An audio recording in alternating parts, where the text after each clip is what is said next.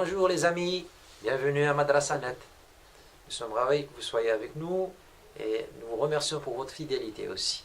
Nous allons parler aujourd'hui des compléments circonstanciels. D'abord, définissons ce qu'est un complément circonstanciel. Le complément circonstanciel, il nous donne une information sur les circonstances de l'action exprimée par le verbe. Nous avons là un sujet qui fait une action à travers un verbe. On peut ajouter des informations. Ces informations sont le complément circonstanciel pour donner plus de détails sur les circonstances où se déroule cette action et comment elle se déroule. Okay. Nous avons le complément circonstanciel. Il peut être introduit par une préposition, par exemple par la préposition à, de, donc, vers, puis, ou et sans. Il y en a d'autres aussi.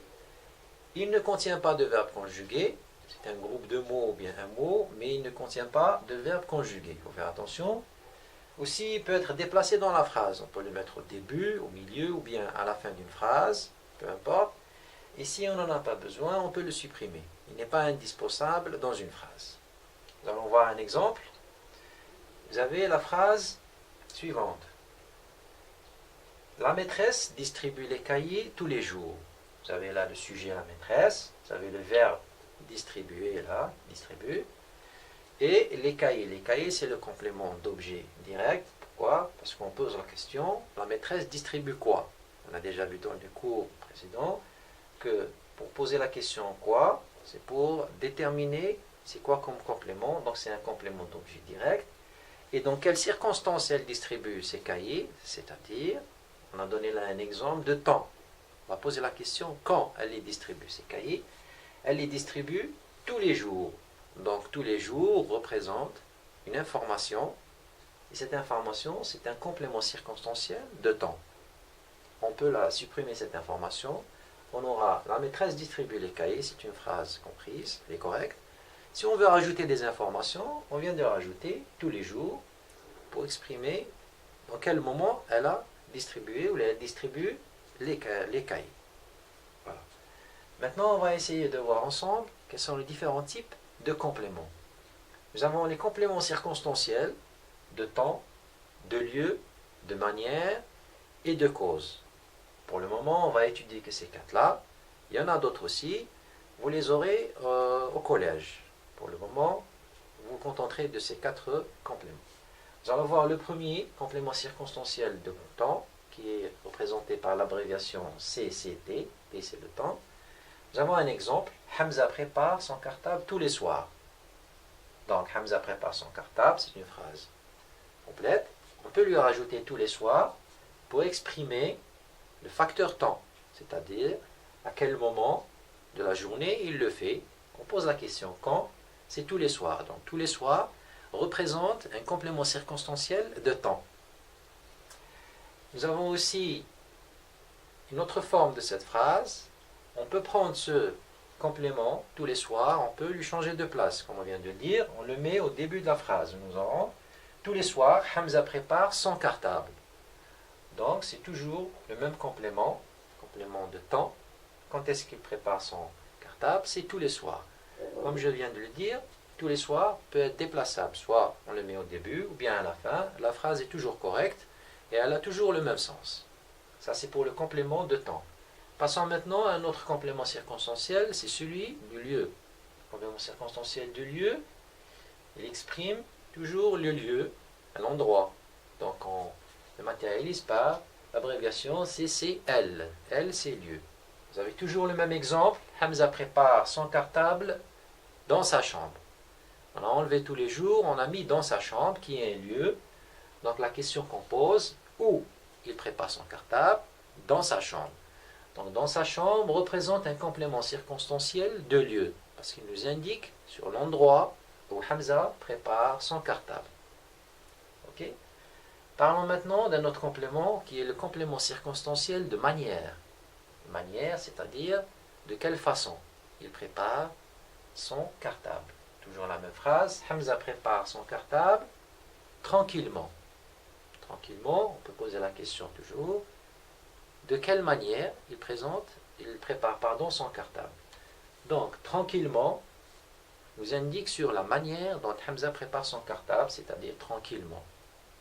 Okay? Donc, cela représente un complément circonstanciel de manière. Très bien. Passons maintenant à le dernier, celui du complément circonstanciel de cause. On a toujours la même phrase. Hamza prépare son cartable pour gagner du temps. Là, on pose la question, pourquoi Hamza prépare son cartable? Il le prépare pour gagner du temps. Donc, le complément circonstanciel de cause. C'est pour cette cause-là que Hamza prépare son cartable. C'est pour gagner du temps. Donc ça, c'est pour expliquer que le complément circonstanciel de cause est en rapport avec pourquoi. Il faut toujours se poser la question pourquoi, pour savoir détecter le complément circonstanciel de cause. Maintenant qu'on a vu ces 4 compléments, on va essayer de les regrouper dans une même phrase pour voir ce que ça donne. Vous allez voir, tous les soirs, pour gagner du temps, Hamza prépare son cartable tranquillement dans sa chambre. Vous avez vu que les 4 compléments se retrouvent dans la même phrase. On peut les garder, on peut les supprimer, on peut enlever un ou deux, ça ne change pas de la correction de cette phrase. Nous avons tous les soirs qui est un complément circonstanciel de temps, parce que la question c'est quand il prépare son cartable. Vous avez ici tranquillement, c'est complément circonstanciel de manière, c'est de quelle manière il le prépare.